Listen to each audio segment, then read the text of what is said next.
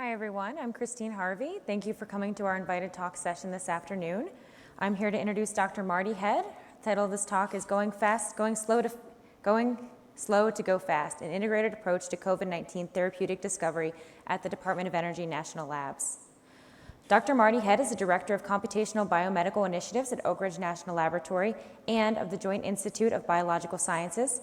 This is a collaborative research initiative between ORNL and the University of Tennessee with a focus on new approaches to drug development, personalized treatment, and prediction of health outcomes. Before joining Oak Ridge National Lab, Marty built the Insights from Data team at GlaxoSmithKline Pharmaceuticals. For many years, she served as GSK's Director of Computational Chemistry US. During these COVID times, Marty has been leading the molecular design and analysis to form therapeutics related to COVID-19 project.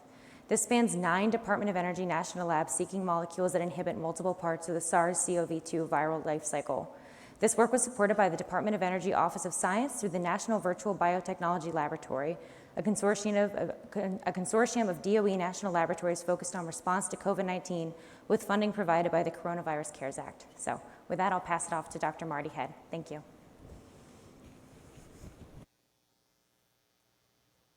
Hello, it's a pleasure to be with you. And we'll wait for the slides to come up. There we go. Excellent. It's a pleasure to be with everyone today, even if I can't be there with you in person. As Christine noted, the talk is Going Slow to Go Fast, an integrated approach to COVID-19 therapeutic discovery at the DOE National Labs.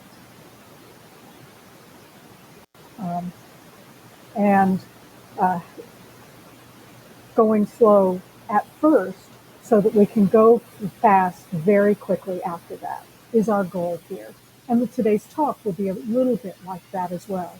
We're going to go a little bit slow at first, and then the pace is going to pick up towards the end because I'm excited to tell you about some of the outcomes that have come from this project that we did together across the national labs. All of us are familiar with images like this. It's been just about 2 years now since the first patient 1 came down with COVID-19, and that has led to challenges for all of us across the whole of the globe. And so many of us have jumped into the fray to try and do something about it. You'll hear more about some of the work that's gone on at Oak Ridge with COVID-19 throughout some of the sessions this week at SC21. Today, we're going to focus on one very specific project through the national labs. As Christine mentioned, this is the National Virtual Biotechnology Laboratory. Research was supported by the Department of Energy Office of Science through the NVBL, this consortium of all 17 national labs, and funding was provided by the Coronavirus CARES Act.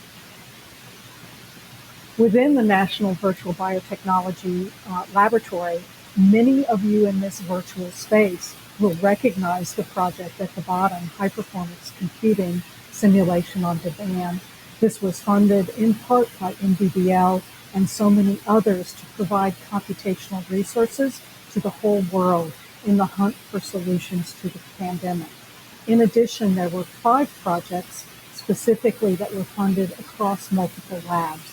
Epidemiological modeling, manufacturing of personal protecting equipment like face masks and other similar things, COVID-19 testing R&D, how can we do better about diagnosing the disease, and viral fate and transport. What happens to this virus in our built environment, in school buses, in school buildings, in other buildings, in office buildings? What happens to the virus over time in those built settings? But today we are going to focus on molecular design for therapeutics. That is the project that I've had the pleasure to be associated with. The project spanned 9 national labs, had this very long title, Molecular Design and Analysis to Inform Therapeutics Related to COVID-19. And it was very much a team effort. I want to go ahead and upfront acknowledge the more than 150 people that were involved in this team over the life of the project. People from every one of those 9 national labs, and the folks who are highlighted in purple were on the leadership team leading this project. And so we're going to take it slow here at the beginning, and we're going to talk about what it was like with this project, to slow down for a bit, to spend some time at the beginning to build a plan. So we began thinking about doing this work in March of 2020. We were funded to do the work in late April of 2020, and then we took a small block of time to step back and think, what exactly is it that we want to accomplish here? What is the thing that would be useful for us to deliver? Then what are the tools that we have available to do this work? And how will we work as a team together? And we're going to talk through some of that right now, and then show you some of the outcomes that came from this team. But first, a brief digression. So we think of viruses and bacteria as being very similar, and in some ways they are. You see here 2 scanning tunneling microscope images that are available at the NIH websites of Streptococcus on the right, one of the well-known bacteria out in the world, and SARS-CoV-2 on the left. And they look very similar, even with the fake coloring that's added to them, heightening that look of similarity. Both spheres, the coronavirus has those little buds around it that we've gotten so used to seeing. And so they look like they're very similar things. And we sometimes think of them collectively as infectious agents. But actually, in reality, they are 2 very different things. Bacteria are on the order of 10 to 20 times larger than most viral particles. So human cells are even bigger yet, but bacteria are about 2,000 nanometers in diameter, roughly. And bacteria are actual living organisms. They have all the machinery it takes to replicate DNA, to replicate themselves and create children. Bacteria exist in communities and are able to transmit messages between members of the community using chemical signals. And different communities go to war with each other, live in stasis with each other. Bacteria are actual living beings. And as someone who spent a lot of time in her previous life thinking about antibacterial research, it's actually easier to kill something that's actually alive. There are challenges in antibacterial research because a living organism wants to continue living and will trigger biological processes to fight whatever you do to it. On the other hand, a virus does not have all that machinery. It cannot replicate it on its own. SARS-CoV-2, just laying on a benchtop somewhere, cannot reproduce, cannot form communities, cannot communicate. Instead, viruses require a host system to transcribe and translate. And so in some sense, it's better to think about a virus as a machine that we're trying to shut down, rather than thinking of it as a living organism that we're trying to attack. And therefore, our approach is that we're going to attack the virus in multiple parts of its life cycle. We're going to be inspired by what we've learned about other viral diseases in the past. And so, for example, HIV/AIDS, there was a real transformation in the way that we could treat HIV once we started using combination therapies that tackled that virus at multiple time frames. And that has enabled people to live and live well and live longer while still having an HIV infection. We need to learn from that concept and go after SARS-CoV-2 and other potential future viruses in that same way, tackling multiple parts of the viral life cycle. And so here's a snapshot of what that viral life cycle looks like. The virus has spikes that bind to the ACE2 receptor on human cells.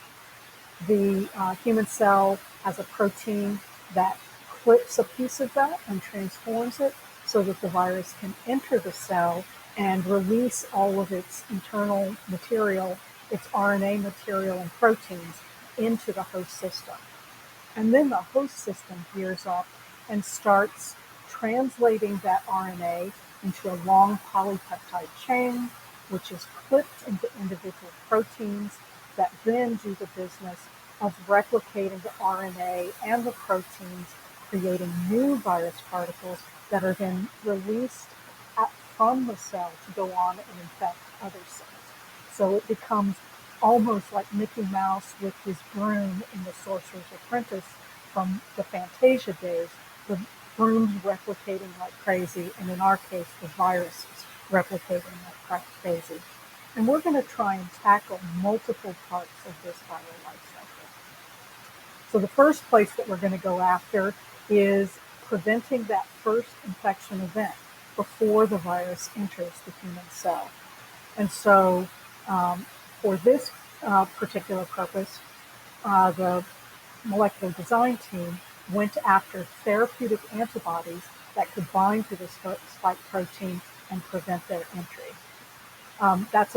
We chose to go with a large molecule approach using therapeutic antibodies because it's really challenging to find a small molecule that's going to bind tightly enough to enough of the many spikes on a virus to prevent the infection event. So we're going to go after therapeutic antibodies for that one. We're going to go after a number of enzymes that do this replication event, making new RNA, making new viral proteins that get bundled up into new viral particles. We're going to go after ion channels and protein-protein interactions that are important in creating that new virus particle and allowing it to be released out to the outside. And finally, we are certainly going to go after that very first step once everything's in the cell and look for inhibitors of the cysteine proteases that clip that long protein into the individual pieces that become then the active virus. And I'm going to take just a second here to show you a structure of the active site of the main protease of SARS-CoV-2. And the reason I'm doing that is to show you the small yellow stick in the middle of the picture is a cysteine residue, one of the natural amino acids that make up proteins. And it has a sulfur atom on the very end. And in its mechanism by which it breaks up proteins is that sulfur atom actually forms a covalent chemical bond with a carbon in the protein chain that it's going to break up. And that first chemistry step then proceeds forward, breaks the protein in half, and clips it as if it were scissors. Most cysteine protease inhibitors that have really strong activity do a very similar thing. They also form that covalent chemical interaction, forming an actual chemical bond between the atoms of the inhibitor and the atoms of the cysteine. And that shuts down the machinery, just like putting a plug in the bottom of the drain prevents water from running out. Putting a plug in this prevents the protein from continuing to clip, and it would shut the protein down at the very first step. And so we're going to go after all of these in this project.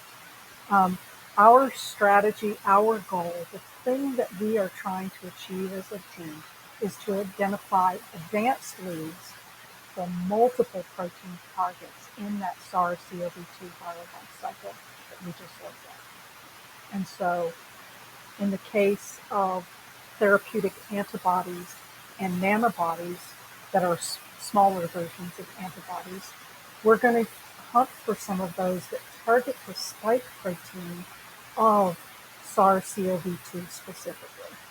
And so using a computational workflow to design variants of the antibodies.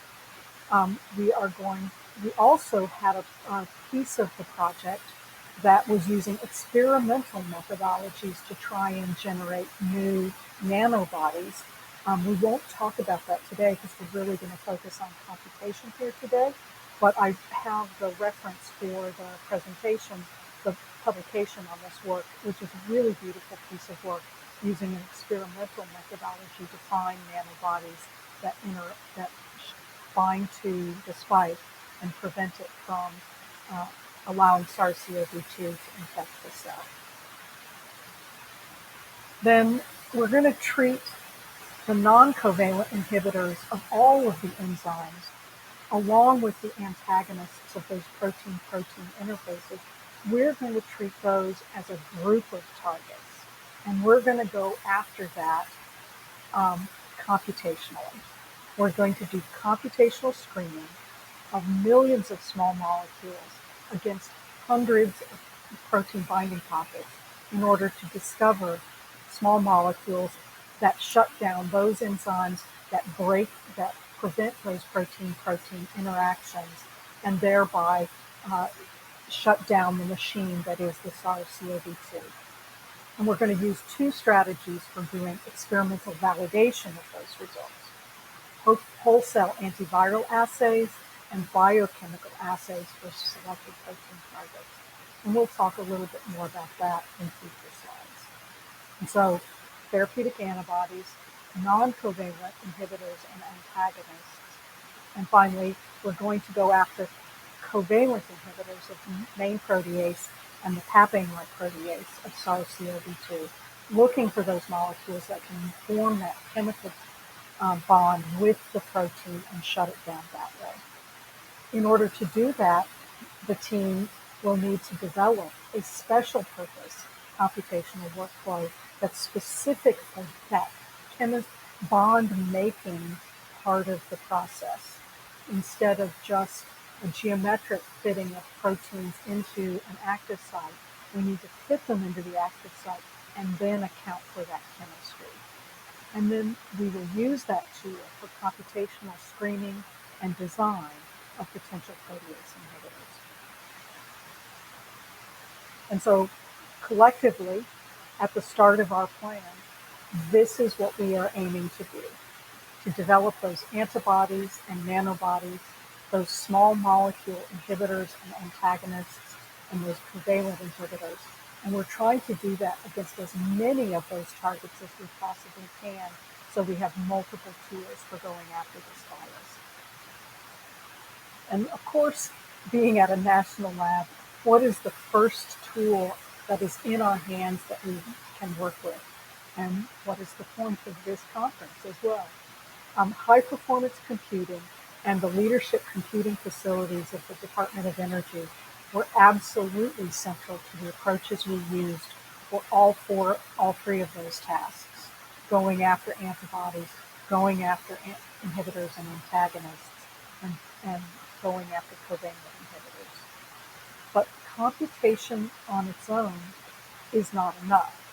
We have to anchor that with inputs of experimental data and with validation of the experimental validation of the results of our computations. And so other tools that we use that sit within the Department of Energy National Laboratory ecosystem were the light and neutron sources at multiple laboratories within that 9 laboratory set. Allowing those light and neutron sources allow us to see the structures of the proteins we're working with, allows us to look at the specific positions of all of the atoms in those proteins and use that as input to our computations. And we are making use of the chemistry, biology, and analytical sciences, physical analytical sciences, in the user facilities across the national lab space in order to do the experimental validation of our results. Did we actually find a molecule that truly inhibits this protein? And did it inhibit that protein in the way that we had intended it to? And so collectively taking an integrated approach across computation, structural biology, and actual experimental validation to carry out our work. And throughout the talk, you'll see variations on this kind of workflow, where we're using an integrated set of computational and experimental design platforms. The starting points are these crystal structures and structural models of the proteins that are involved in SARS-CoV-2 infection. And we're starting with multiple antibody templates that bind to spike and other proteins. We're starting with large databases of small molecules that we can purchase. All of that feeds into a coupled integrated group that makes use of both physics-based and machine learning models to assess the design fitness of both our antibodies and our small molecules, coupled to a set of generative models for iterative design that work from both the protein structures, the small molecule structures, and the protein sequence information. As much as possible, we're trying to incorporate the features that make a molecule a drug rather than just an inhibitor.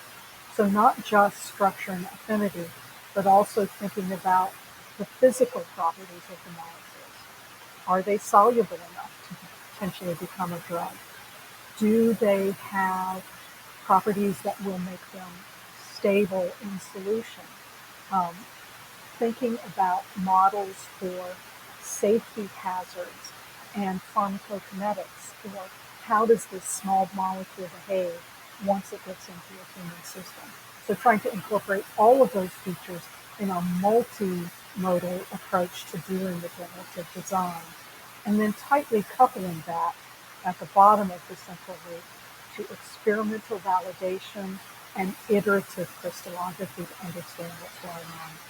And the outputs of that process are designs and actual molecules that have a high probability of having the desired activity, the desired biological effect, and good physical and safety parameters for potentially becoming drugs. And so now we're moving on to that last step of the plan before we start going fast with the what are the things we're trying to accomplish. We were absolutely working as a team across 9 national labs. And in order to make that happen, we broke the work up into 4 categories. And so the first category, led by Paul Adams, Soichi Wakatsuki, and Bobby Jo Webb-Robertson, was around computational and structural biology. And I've highlighted the labs that were primarily involved with that piece of work. And so how can we understand the genetics and the interactions with human system, and following on from that, using the structural biology to understand the protein structures. The second piece of work was the computational discovery and iterative design, led by Rick Stevens and myself, looking at doing the computations to do that iterative design, to build machine learning models, to build artificial intelligence models, to run protein ligand docking calculations in order to design both those first molecules that might be hits, to discover those first hits, but also to iteratively improve them to make them better. The third collection of work was around chemical synthesis and biological assays. That was led by Srinivas Iyer and Joe Schoeniger. And I really want to call out Los Alamos National Laboratory here, Jürgen Schmidt and Richard Michalczyk. The two of them led the synthesis efforts at Los Alamos. I can't tell you how exciting and important it was to be able to not only just buy the molecules that we were interested in, but to physically make substrates for the assays we were going to build, to make reagents for use, and also to make new versions, new variations on the theme when we get hits. And so Los Alamos was the primary lead on synthesis, with some of the synthesis happening at Oak Ridge. And then a whole collection of labs were very much involved in the experimental validation using biochemical assays, using mass spectrometry to look at whether the molecules are binding to the protein, a whole collection of work so that we could experimentally validate those designs we were doing and those computations we were running. And finally, with that many labs, that many activities going on in this unusual configuration across 9 national labs that sit in 5 different states in 4 different time zones, it was very much important to have an integrated platform that pulled all of the pieces together so that we could execute efficiently, so that we could share information with each other in a timely manner. And so Jim Brazzi and Kirsten Cleese-Landam were the two who led that effort on building an integrated platform for information sharing and execution of the project. And so together, all of these pieces knit together along with the group of 9 national labs in order to execute on that plan that we had developed. And so spent a couple of weeks really hashing out this plan, figuring out how we would do this work, and then we took a deep breath and ran as fast as we could. And so now we'll shift gears, and in the final portion of this talk, we'll talk about some of the outcomes and impact that came out of the work that this team of people did together.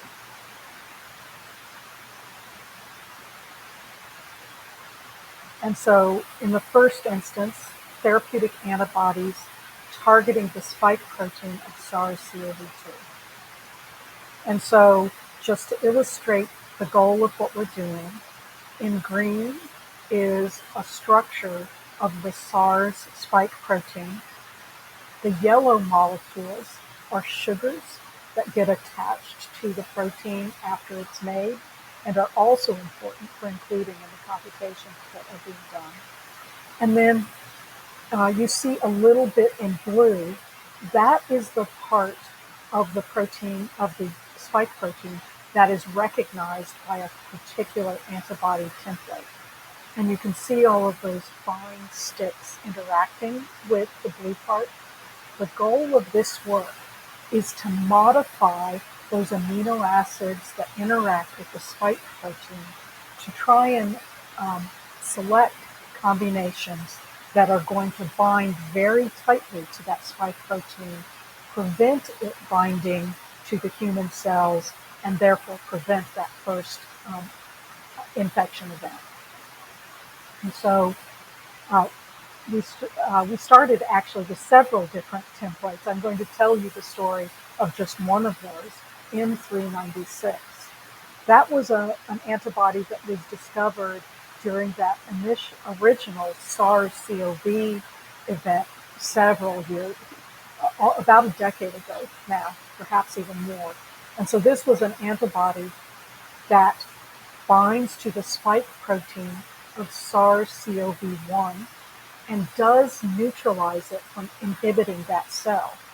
However, M396 in its original form will not bind the spike from SARS-CoV-2.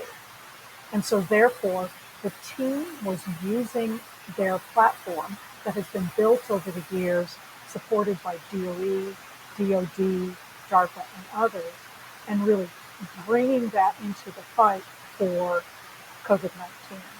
And so they identified 31 locations on that binding site that they wanted to modify, did a Bayesian-based selection process, machine learning, artificial intelligence process, driven by both homology models of the structures and sequences of the amino acids in the protein.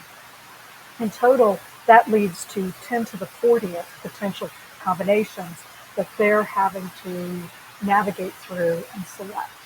And from that set of computations, they identify designs which they hand off to an external partner who actually makes the antibodies for them. And then the antibodies come back to our team to test them, to make sure, did we really block the binding of spike to the ACE2 receptor, and did we really inhibit the, did we really neutralize the ability of that virus to inhibit the human cell because of having that antibody present? And so the design output that I'm excited to tell you about is that they identified a whole collection of new antibodies off of this N396 template, but also off of others. And those, many of those proteins, most of those new designs, absolutely bound to spike protein and antagonized the interaction of spike with the ACE2 protein. And some of those even neutralize that entry into a human cell at very high potency, so that they do have potential as possible therapeutic antibodies for treating disease. And so we have identified throughout the course of the year that we worked together a number of therapeutic antibodies and nanobodies that target that spike protein with non-covalent inhibitors and antagonists. We made use of a charmingly named impeccable modeling pipeline that has two components: a hit-to-lead loop using ensemble docking, machine learning driven enhanced sampling, and iterating across that loop to select small molecules that have the potential to be hits. Once those potential hits are selected, they're handed off to an optimization loop that uses many of the same components, but is really driven towards improving the potency with which you would expect that molecule to inhibit or antagonize the target of interest. And with that tool in hand, with the set of structures that are available both publicly and through the work of our team members in the light sources, a random sampling of some of those proteins are shown in the middle with molecules docked into their active sites. And so using that as the starting technology, we have two paths forward that we're going to take. The first is actually a high-risk strategy, but it also lets us get working faster and do the work quickly. And that is that we run wholesale antiviral assays and find hits on that. We do have to go back later and understand how those are interacting with the virus and inhibiting things, but this is our path forward. We computationally screened millions of molecules, and the scale of the operation you can see here. More than 10 to the 11th docking calculations run across all of these proteins. And as a consequence of that, we purchased greater than 2,000 molecules. There were 56 experimentally validated hits that actually shut down viral infection in a cell-based assay. And it actually goes beyond that, because Rick and Tom Breton both went back and expanded on that set of 56 to buy more molecules that were related and to experimentally validate them. We're currently following up to decipher what parts of the viral life cycle are being inhibited. Separately, we also built specific assays for some of the proteins in that collection, and I'm going to tell you a story about one of those that is the main protease, and finding a non-covalent inhibitor that binds to the protein and still inhibits it to a moderate degree. And so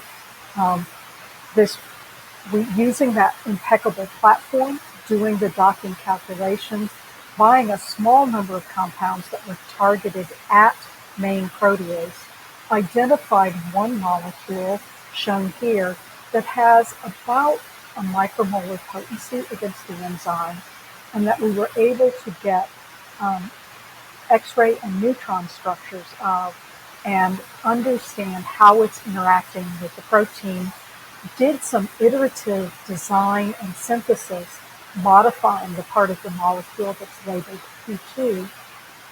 And our intent moving forward is to continue synthesis and design and modifying this molecule to drive the potency even better so that we can get antiviral activity for this class of molecules. And finally, covalent inhibitors of the main and PL pros. We did indeed build a new computational platform. Folks at PNNL and Oak Ridge National Laboratories were involved in that work. And taking a docking calculation, coupling it to a quantum mechanics scoring function in order to encapsulate and understand what's happening with that bond formation part of the puzzle. In the top graphic, that's meant to tell you that our colleagues Neeraj Kumar and his colleagues at PNNL did a screening where they took a wide range, a database of small molecules, identified the chemical moieties that can form that chemical bond, selected about 10 that went into experimental screening and crystallography, and about half of those were indeed active and showed time-dependent inhibition that is consistent with that covalent interaction. Still, that story is still to be told, and publications will come out in future. Today I'm going to tell you about the lower panel with PL-Pro and the inhibitor that was discovered and designed there. In this case, we're thinking about those covalent warhead chemistries. We're doing the quantum mechanics to understand the nucleophilic attack on cis-111 and use quantum mechanics to understand the contribution of that to the binding of these molecules. And then separately, we knew of an inhibitor that bound non-covalent to PL-Pro and inhibited the protein at a really low level. There was no anti-infective activity. There was no antiviral activity in cells, but it did inhibit at a low potency. And so Jerry Parks and Brian Sanders and Stephanie Delaney and others in the extended team did work around designing a linker that would navigate across the active site and interact with that cysteine sulfur to form a covalent bond and hopefully improve the potency of the molecule. And it is indeed the case. They identified a molecule that has 80 nanomolar potency on the biochemical assay, and also inhibits an antiviral screen at about the same potency as remdesivir. In addition, our colleagues with Soichi Wakatsuki at SLAC were able to get a crystal structure of the molecule, and you can see on the right side of the panel that the dot structure and the crystal structure are in very good agreement, and that the computation is driving us towards what it is that we want to do with this molecule. It's a very potent molecule, and we're very excited about that result. It's especially the antiviral activity of that. And so the impacts of the molecular design team, the team formed quickly, stepped back and took time to build the plan, and then rapidly applied that broad expertise to solve new structures, build multiple models, use massive computational supercomputing resources to identify potential hits, develop biochemical assays to understand experimentally what's going on and to feed that back into the designs. We synthesized chemicals, and we obtained experimentally validated antibody and small molecule hits. And the 9 DOE labs came together and worked together to do things that no single lab could do on its own.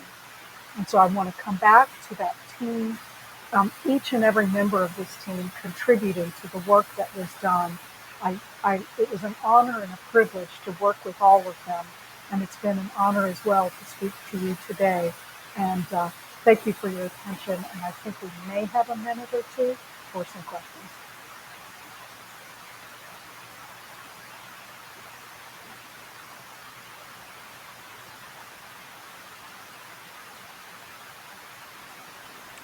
All right, so thank you, Marty, this is a really great talk. It's incredible to see how much research and science you all were able to accomplish with such a large group of people in such a short amount of time when you think about it. So I have about 2 minutes for questions. So one person asked, were all these strategies used to control other virus replication cycles, or are these particular to SARS? These same technologies absolutely can be used for other viruses. And that's why we think that building the capability is so important, because it gives us a tool for the next pandemic that threatens the world, so that we don't have to race quite so fast at the beginning to have a result at the end. Great. And then another question I have is how much training and education on the biology and biological side of this was really needed for the computational science and for the supercomputing aspect of things?